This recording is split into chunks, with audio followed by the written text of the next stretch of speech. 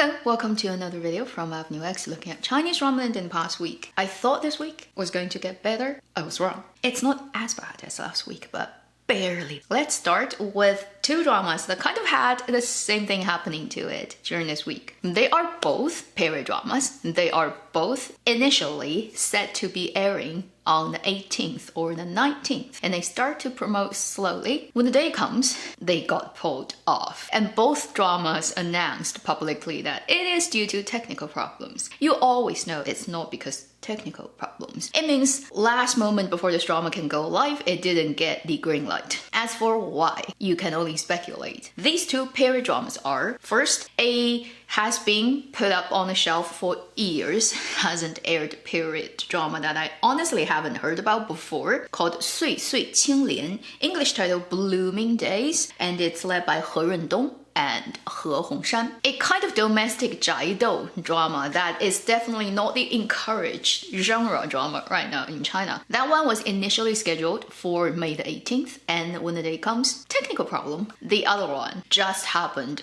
a few hours before I sat down, which is 宁安如梦. I did say about it had a projected airing day on the 18th. And during this week, it pretty much has been talked about that it's gonna be like that. Then on the 19th, which is today in China, it started in the morning with a banner on iQIYI's website saying it's going live today. Then when the evening comes, when it's supposed to be airing, it didn't happen, and you get an announcement.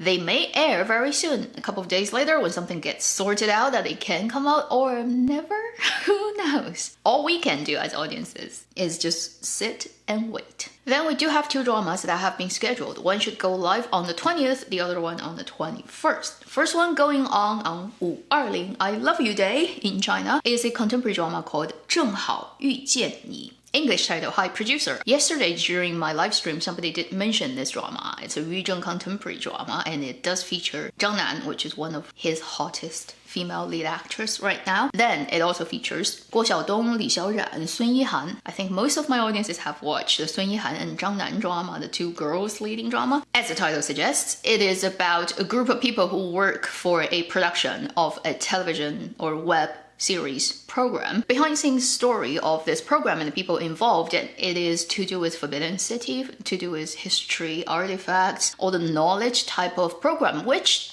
iQIYI actually does have one about Gugong Forbidden City. So as this video goes out, this drama should have been online unless weird things happen to it again. Then one day after that, on the coming Sunday on the 21st, we have a contemporary drama going live on Mango TV called 请成为我的家人, Please Be My Family, led by Zheng Qiuhong and Xie Bingbing, and it's a story about a woman and a man. They're both 90后, which means they were born after 1990s, as single parent. Both have a kid, and with a previous relationship, whatever, and then they come together and somehow ended up living together, that type of story. I'll see if this drama is in any way worth watching, and if it is, I'll let you know. Then we have quite a few trailers on dramas that either have actually happened during last week, but I didn't have time to talk about them, or in this week, so we're just gonna talk about them one by one in no particular order. First, we have a contemporary drama called 小夫妻, as husband, as wife. I believe I've mentioned about this drama recently, and this drama has released its official trailer, and it's led by Guo Jingfei and Yin Tao, both very good actors. If the script is good, it probably is a good domestic contemporary drama. Then there's yet another iQIYI drama, contemporary as well, called 请和这样的我恋爱吧, English title Men in Love. And it's led by Hu Yitian and Liang Jie. Just so you know, there is a contemporary drama led by these two people. As if that's not enough, iQIYI decided to put out further more news on further more dramas it owns. And this is a last century story, but not so ancient, which looks really interesting, and I haven't heard about this project. I love the set of posters and the title and the cast. I have a good feeling about this project. Maybe really, really, really interesting. 狗剩快跑. English title is A Soldier's Story. 狗剩, dog leftover, is a type of very, very cheap and low name that traditionally in countrysides and villages particularly, the parents would love to name their kids after, because there's a traditional belief in Chinese folk culture that if you name your kids dog, cat, poop, it would be easier for them to grow up healthy, strong. So 狗剩 is a very, very such name. And 快跑 means come on, run, run away, escape. So it's like 狗剩is being chased and people are saying, come on, run away. It looks like it is a 民国 setting drama, but it's based on very poor people's living condition. You can see the costumes are like that. And because the English title is a soldier story, you can almost guess what it may be. Because during the Mingguo Republic of China time, many warlords were fighting against each other, plus different parties, political powers are fighting, plus China was invaded by Japan for a long time. So a lot of different powers and armies are at battles on this land, and often people get drafted by different powers and they kept getting pulled away. And there were a lot of play and literature work of that time that talks about this thing. It's pretty dark, but almost like a black comedy. If you've watched the Jiang Wen film many years ago, 鬼子来了, it has that vibe.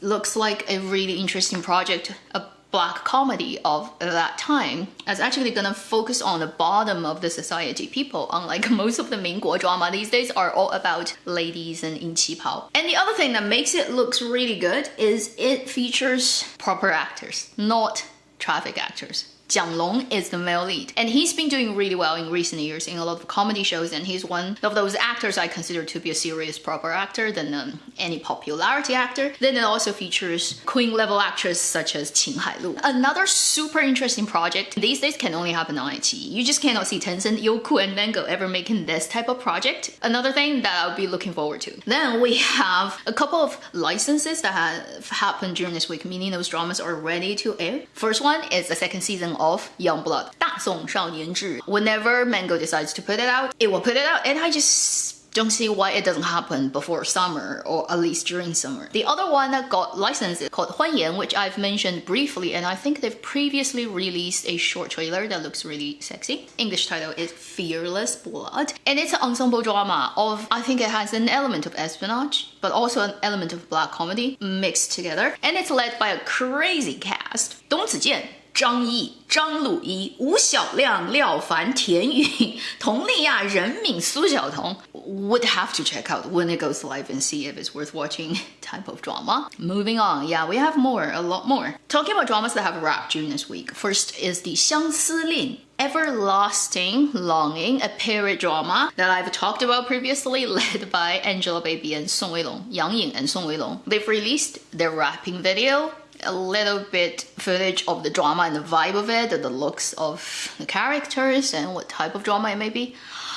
What I can tell just from the moving picture of this drama is really these two shouldn't be in the acting world. They should just stay as photograph models. They'd be perfect for all magazine covers. They look great, right, in photos, but not in moving picture. Neither of them can act, and it has been proven time and time again. And when you have both of them who are pretty but cannot act in a period drama, wow. If it succeeded in any way, that would be the biggest miracle of 2023 Chinese drama land. I mean, if it airs this year. If it airs next year, it will be the miracle of next year. When I looked at the video, I was just so shocked about how wooden both of them look like. Even in trailers like this, supposedly you would edit the good part out. Ooh. Okay, good luck to this production. Next one that got wrapped during this week is a contemporary drama I've mentioned quite a bit time ago that was shooting when they started. 如果奔跑是我的宿命, Born to Run. It features a pair of sisters. The 钟楚曦、杨超越 drama. It's also an iQIYI drama, and they've finished shooting. The other one that also wrapped during this week is a Tencent drama. Finally, we hear Tencent. 折腰.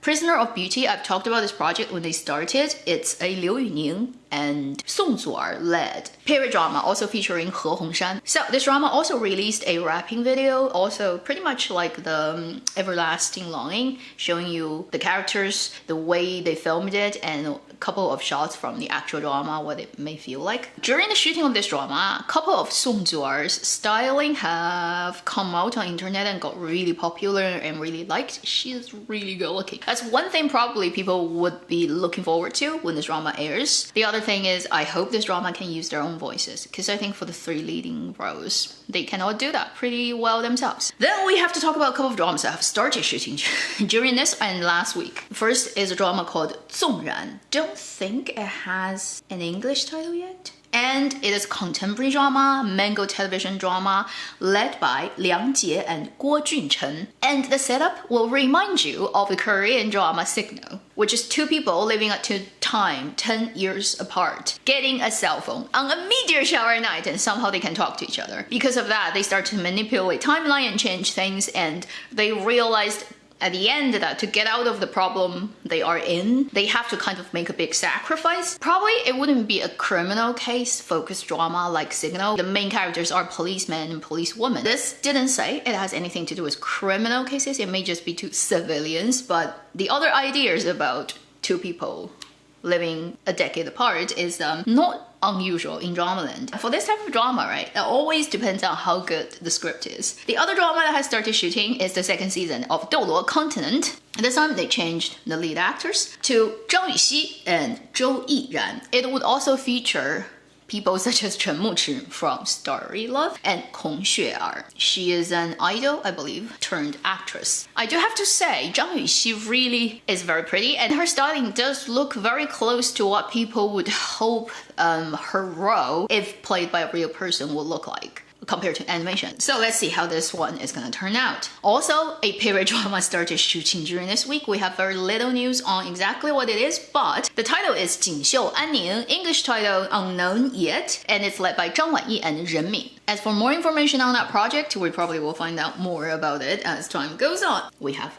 another drama that started shooting. I know. So many. Another period drama, but this time it's a Youku drama. It's led by Hou Minghao. His drama, Hu Xing Back from the Brink, is airing right now. The other leads are He Yu, Hu Lianxing. So these three are pretty interesting young actors, good-looking people, and He Yu often really gets talked about, I think, during the airing of Oh No, Here Comes Trouble. A lot of people, I think, at least on the sort of Weibo and other social media platforms I noticed, they would all say He Yu and Zheng Jinhua look so much alike. I can see the resemblance for sure, and I'm like, just Zheng Jinhua has a face that just, like, he can look like 10 different people. That's an actor's face, lucky him. Anyway, so this drama is called 少年白马醉春风. Doesn't have an English title yet. It's a period, probably wuxia drama, just because of the title, and also just when I look at the material they've put out so far, it definitely will be heavy on fighting scenes and horse riding and all that. I also think the female lead actress, there are special features already online about she being trained before they started shooting for all the wire work and fighting sequences. So if that's the case, great. Hope they fight well. And in terms of what the title means, Chinese meaning is youth, white horse, and getting drunk in the spring wind. Almost that's a wuxia novel title feeling, 100%. Fingers crossed it can be a good drama, but then it's done by the platform Youku. Cautiously, super cautiously, almost desperately, like thinking about it may not work out. Optimistic. As if that's not enough, we have yet another project that has started shooting during this week. 她和她的群岛. English title, Her Island. It's another female characters focused drama, you can tell in the title, and it's led by mostly women, and they're all very well-known actresses, including Ma Sichun, Li Xiaoran, Sun Qian, Xu Fan, Song Chunli. Just by looking at the cast in the title, it definitely is gonna be about multiple generation age-range women's story in a contemporary world. Yeah, I've covered everything, I think, that I've collected. Can you give me a break, Chinese dramaland? I'm just saying, it's a little bit overwhelming. And then also just so many iQIYI stuff. But then iQIYI kind of is in a sticky place because they're getting the dramas, postponed. Thing. And iQIYI is a platform that does have a little bit complicated, let's say, setup and structure, and also dealings with powers and monies outside of mainland China. If you see like what projects they have done, you kind of see like, it can do certain projects that other platforms just never did and will do. Could that be something that's going on in the background that's causing certain things happening?